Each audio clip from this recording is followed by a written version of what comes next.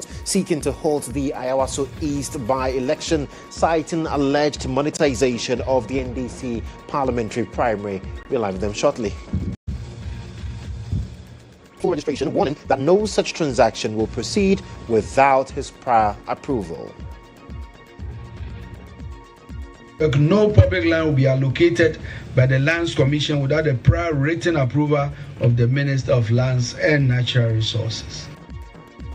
Well, recent attack on Ghanaian tomato traders in Burkina Faso concerns among their counterparts here in the country, who are calling on government to take recent and urgent steps to safeguard their livelihoods. The government should have mercy on us. I'm not the only one suffering. Many of us are highly indebted. Whatever money we make goes back into payments in Burkina Faso. Well, in business tonight, consumer rights group CAT International is pushing for regulatory reforms in the telecommunications sector to address high cost of data and persistent connectivity challenges in rural communities.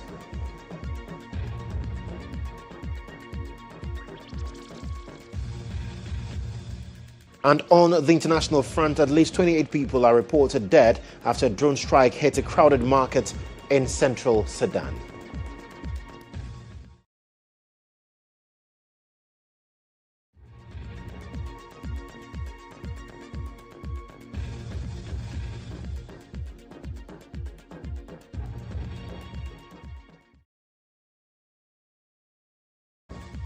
Well, stay with me because I've got details of these stories and the latest in the world of sports all coming up in the next hour.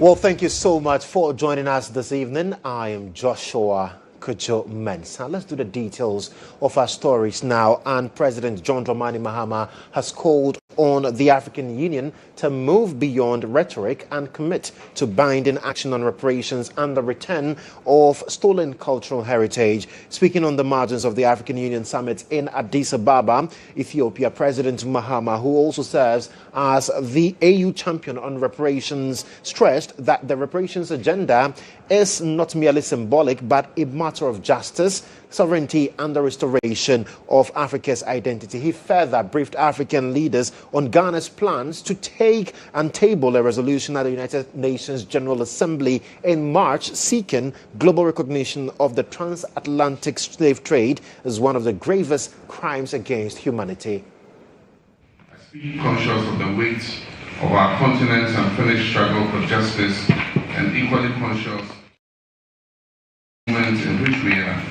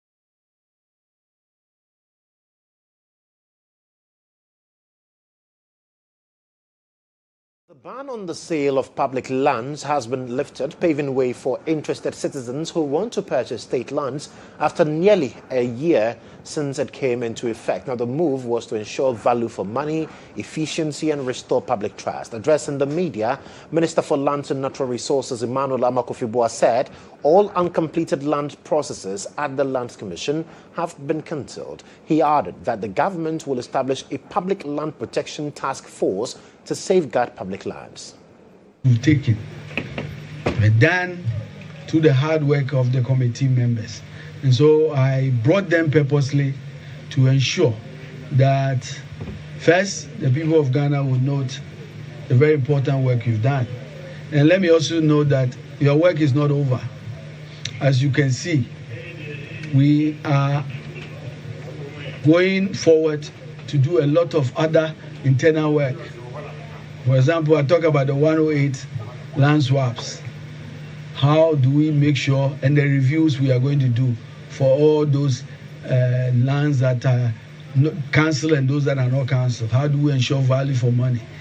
We are going to be working with you until the work is done. And so we can ask the questions, but I will invite them to answer some of the questions because of their expertise and the work they've done. Thank you.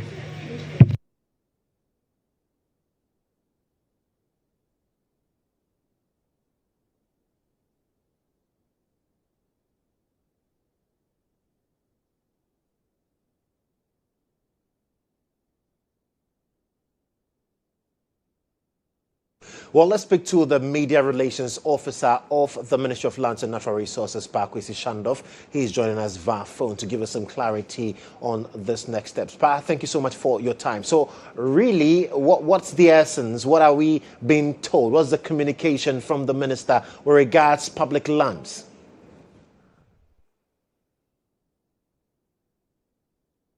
Right. So we'll still work the phone lines to get to speak to Pakwesi Shandov, who is the Media Relations Officer of the Ministry of Lands and Natural Resources, to get a proper appreciation of where we are in terms of government's work that is done in the area of public lands. Indeed, there was a ban. We have been told that the ban has been lifted, but what are the modalities going forward to ensure that state lands are protected and we do not have people actually taking advantage of state lands for personal gain and aggrandizement? So as and when we are able to raise him, we'll give you further details on that. But still talking about lands, recently we've had conversations about cocoa production.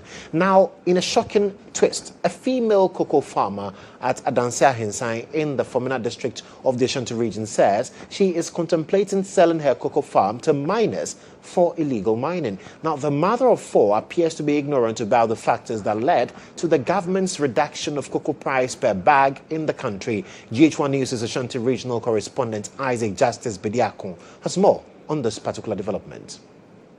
This is Adanse Ahinsai, a farming community in the Fomena district of the Ashanti region. A farmer here at the Adanse Ahinsai tells me she has only heard that cocoa price has dropped on the international market, for which reason the government has locally reduced cocoa price per sack. However, she has no understanding as to why the government arrived at this decision. Some farmers are alleged to have threatened to cut down their cocoa farms and sell them to illegal miners to mine in their cocoa farms because they are angry over the government decision to reduce cocoa price, and they are not ready to listen to any explanation.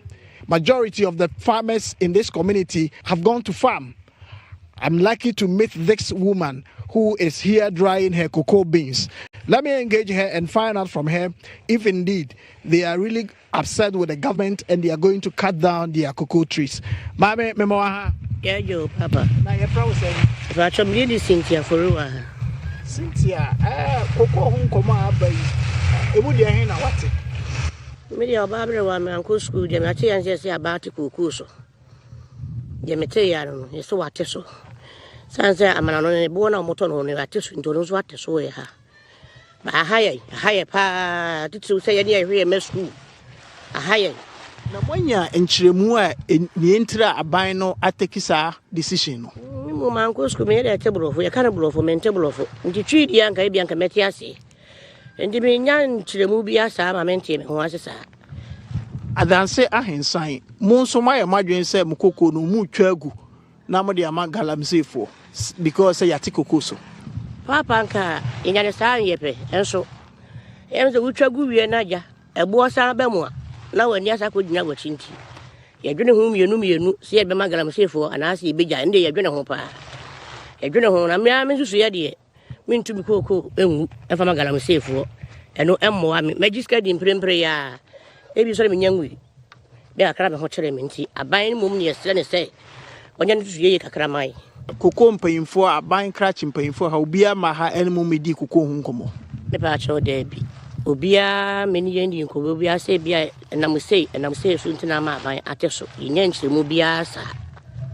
He has heard a conversation that indeed the government has reduced cocoa price, but she doesn't know the contributing factors to this particular decision. So at the moment, she is contemplating either to sell his cocoa land for illegal miners to come and mine on it. But she's also scared that in the near future, cocoa price could also go up. And at that time, she may have consumed all the money or spent all the money she generated for the sales of her cocoa farm. And so at the moment, she's contemplating on what to do. Her plea to the government is that they should speed up on things to make sure the cocoa sector is fully transformed. Reporting for GHOne News from Adanse Ahinsai in the Fomena district, Isaac Justice Bidiako, Ultimate FM, Kumasi. Well, still to do with the cocoa industry, Minority Leader Alexander Kwamina Penyomakin is reiterating the need for government to immediately release funds for the payment of cocoa farmers. The Afutu lawmaker argues that despite the economic crisis faced by the administration of Nana Addo Dankwa Akufo-Addo, it never relented in paying matured coupons under the domestic debt exchange program and public sector wages. Addressing members of TESCON, Osahina Penyomakin maintained that the state must equally honor its financial obligations to cocoa farmers. Where? What's your world market price? BB, and you know, all be lie. For the first time in the history of Ghana, cocoa equafo, omo price per bag, yateso. Ebin sida. It has never happened. Even during Gold Coast, when the colonial masters attempted to do politics with cocoa, if you recall the history of NLM, Asante Chame Bafo Osayako, to go and read. He took the matter up with cocoa farmers because he himself was a cocoa farmer and fought the colonial government. That he NTSS Modi cocoa air England. Even then, our colonial masters respected the cocoa farmers. Then today, our friends have money to buy presidential jet, but you can't find money to pay cocoa farmers. When Ghana had this economic crisis after the COVID, and by the way, everybody knows that COVID was a shaker, where over a year there was no activity. In such difficult circumstances, Akufo-Addo and his government managed to pay every public sector worker. Well, government has welcomed a new project by the European Forest Institute, the EFI, aimed at strengthening sustainable forest management in the country. The initiative, titled Support Forest Institute to Fight Related Multi-Stakeholder Platforms and Non-State Actor Participation in Tree Tenure Reform in Ghana, will boost the involvement of civil society, forest fringe communities and the private sector in forest governance decisions. Officials say stronger participation from non-state actors will promote transparency, reduce illegal logging, and ensure fair benefit sharing in the forestry sector. There's more. The project, funded by the European Union and implemented in partnership with EcoCare Ghana, Nature and Development Foundation, Troppenbos Ghana, and Rights Advocacy Initiatives Network, aims to strengthen stakeholder participation in the implementation of the Fledged Voluntary Partnership Agreement. It